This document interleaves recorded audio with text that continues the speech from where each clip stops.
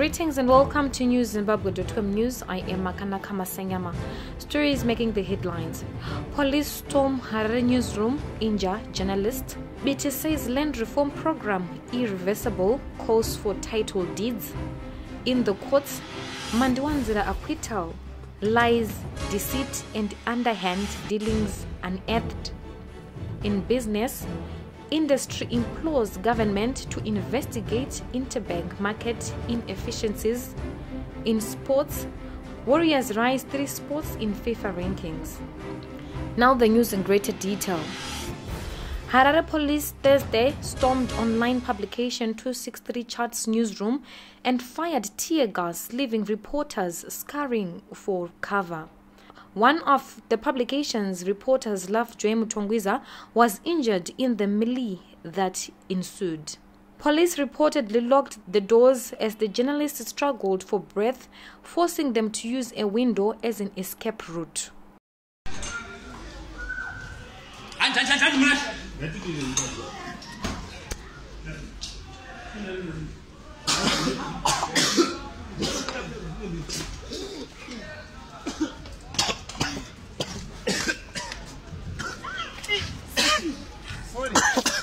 According to the publication's editor, Thomas Maduku, reporters, including some 3 female journalists, had to spend hours on the first floor windowsill as smoke settled in.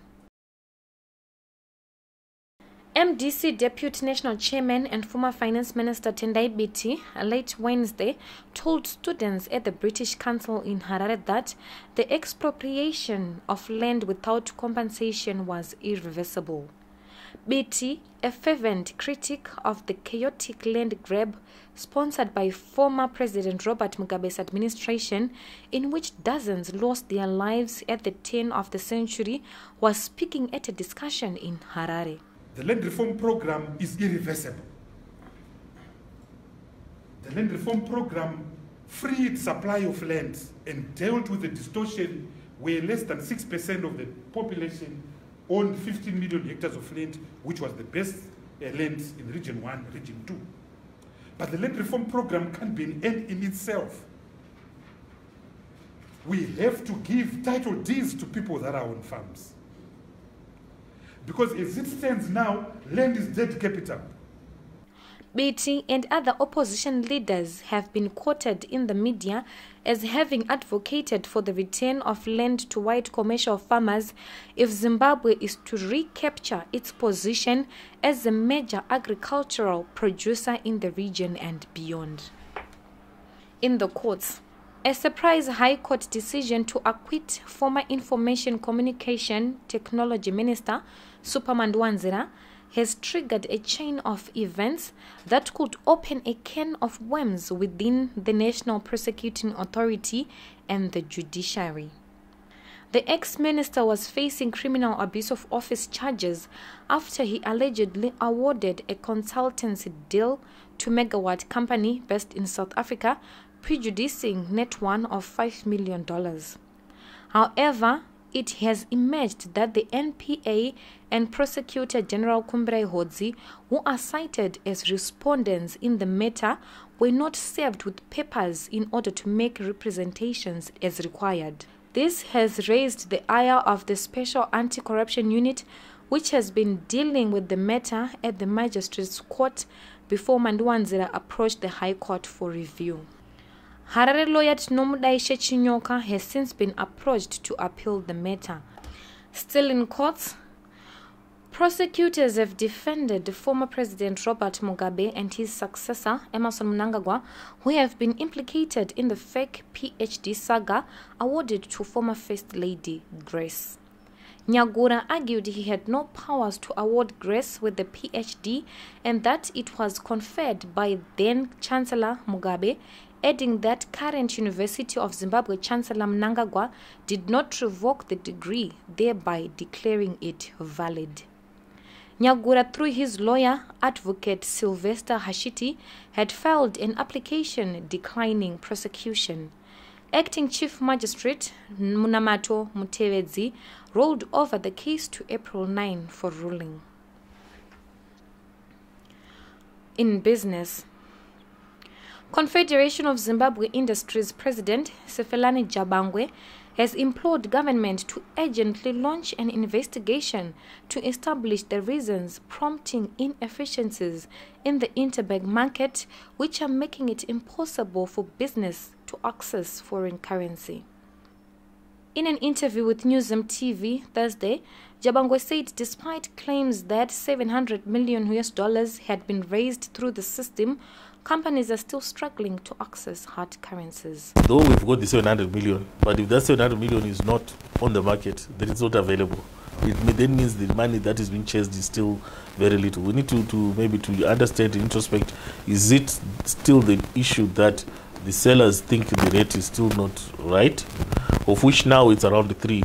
I would have thought that the risk premium for trading on the alternate market should now be lower. The interbank market was introduced by the central bank in February this year after government climbed down on the fixed exchange rate of 1:1 between the United States dollar and the RTGS dollars. The main objective is to liberalize foreign exchange access, reduce inflation, and improve forex availability for companies. We shall be taking a short break. We'll be back soon. Fellow friends, family, and my Zimbabwean diaspora, I have experienced death, and I can tell you that death is inevitable, and yet such a big taboo subject as Africans. Please don't put it off. Guarantee your family a decent send-off. Talk to Diaspora Funeral Cashman today. They're just a phone call away, and they will put you at ease when you need them. We end with sports. The Zimbabwe Warriors have jumped 3 places up in the latest men's FIFA World Rankings released by the World Football Governing Body Thursday.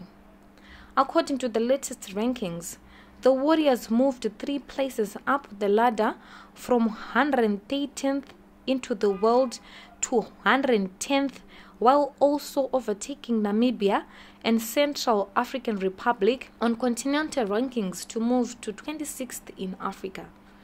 Zimbabwe's slight improvement was made possible by their 2-0 win over Congo-Brazzaville last month in their final 2019 Africa Cup of Nations qualifier played at the National Sports Stadium.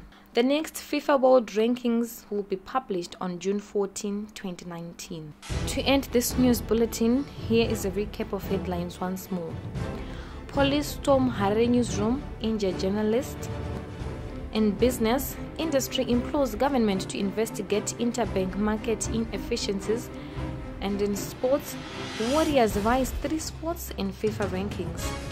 Reporting for newszimbabwe.com, I am Makanaka Masengama. For this and more stories, do visit our website www.newszimbabwe.com and our YouTube channel, Zim TV.